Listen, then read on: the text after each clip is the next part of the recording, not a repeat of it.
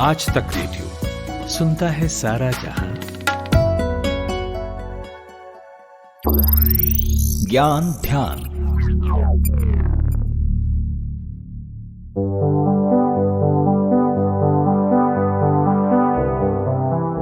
Corona virus का कहर दिन पर दिन बढ़ता ही जा रहा है।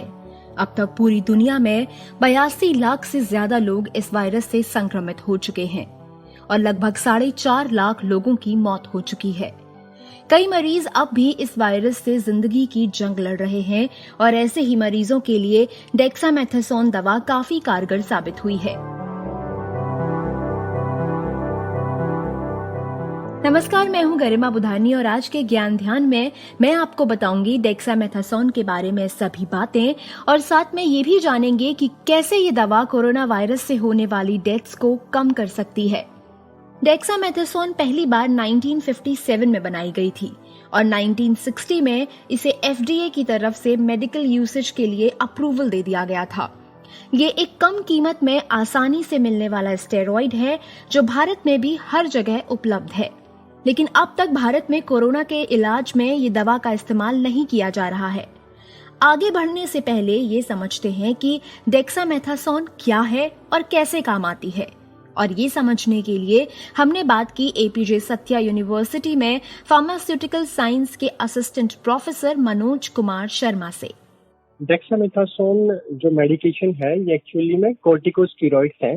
हमारी बॉडी के अंदर नेचुरल रूप से भी स्टेरॉइड्स बनते हैं और ये वाले जो स्टेरॉइड बनते हैं जो एड्रेनल ग्लैंड होती है, जो हमारी किडनी के ऊपर ग्लैंड होती है, वहां से इनका सिक्रेशन होता है। और जो भी नेचुरली प्राकृतिक रूप से हमारी बॉडी में स्टेरॉइड बनते हैं वो बहुत सारे बॉडी फंक्शंस में काम करते हैं, जैसे इम्यून सिस्टम को इफेक्ट करते हैं, स्वेलिंग सूजन को कम करते हैं, इचिंग को कम करते हैं और जो एलर्जी से रिएक्शंस होती है उनको वो कम करते हैं। तो अगर कोरोना इन्फेक्शन होता है या फिर लंग्स के अंदर फ्लूइड बहुत ज्यादा बढ़ जाता है तो ऑक्सीजन की हमें जरूरत होती है। वेंटिलेटर लगाते हैं हम या इंट्यूबेशन करके हम ऑक्सीजन देते हैं।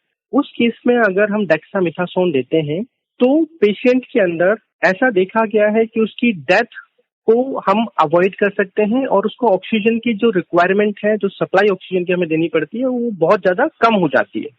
ब्रिटेन में यूनिवर्सिटी ऑफ ऑक्सफोर्ड के वैज्ञानिकों ने इस पर शोध किया, जिसके ट्रायल के लिए 2014 मरीज लिए गए और उन्हें रोजाना 6 mg दवा लगातार 10 दिनों तक दी गई और उनकी तुलना उन 4021 मरीजों से की गई जिन्हें ये दवा नहीं दी जा रही थी। और इस शोध में ये पाया गया कि ऐसे मरीज जिनमें कोरोना की गंभीरता के कारण उन्हें वेंटिलेटर पर रखना होता है, उनमें मौत का खतरा डेक्सामेथासोन से 40% से 28% पर पहुंच गया है। वहीं जिन्हें ऑक्सीजन देनी पड़ रही है उनमें मौत का रिस्क 25% से घटकर 20% रह गया है।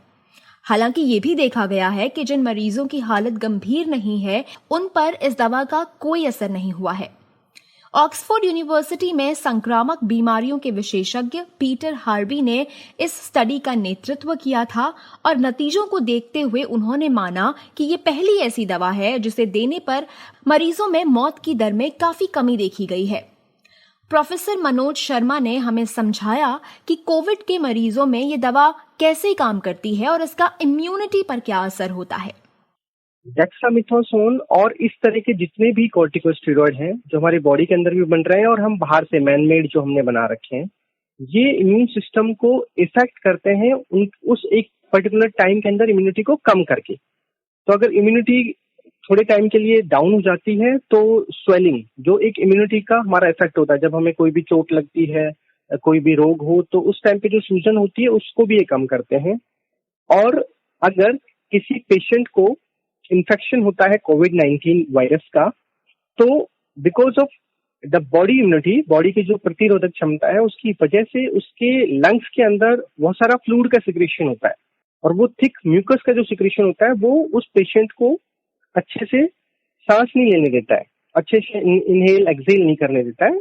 उस टाइम के अंदर अगर हम डेक्सामेथासोन देते हैं तो वो इम्यूनिटी को थोड़े टाइम के लिए बंद करता है, डाउन करता है और जो फ्लूइड का सिक्रेशन हो रहा है, जो स्वेलिंग हो रही है उसको भी रोकता है, जिसकी वजह से वो पेशेंट आराम से ऑक्सीजन को ले सकता है। ये बात सुनकर आप भी शायद अचंभित हुए होंगे कि एक तरफ तो इस बीमारी से लड़ने के लिए इम्यूनिटी बढ़ाने पर जोर दिया जाता है और दूसरी तरफ एक ऐसी दवा कारगर साबित हो रही है जो बॉडी में जाकर इम्यूनिटी को कम करती है। इसका जवाब भी हमने मनोज जी से जाना।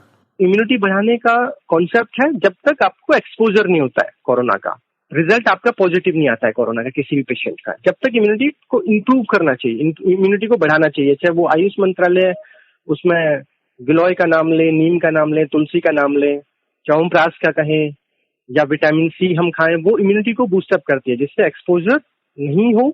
और अगर एक्सपोजर हो चुका है तो वो एक रिजल्ट कभी भी पॉजिटिव नहीं आएगा, उसकी बॉडी लड़ती रहेगी, प्रतिरोधक क्षमता लड़ती रहेगी। बट जब एक बार रिजल्ट पॉजिटिव आ चुका है, पेशेंट की हालत खराब हो रही है, वो वेंटिलेटर पे जाने की नौबत आ गई है क्योंकि इतना म्यूकस सिक्रीशन हुआ है, तो फिर हम उसी चीज को इम्यूनिटी को ही यूज करते हैं और फिर वो कॉर्टिकोस्टेरॉइड्स में डेक्सामेथासोन जैसी दवाइयों में उसका यूज करते हैं। कोरोना के इलाज में लग रही भारी भरकम रकम की अपेक्षा ये इलाज सस्ता और हर जगह मिल सकता है।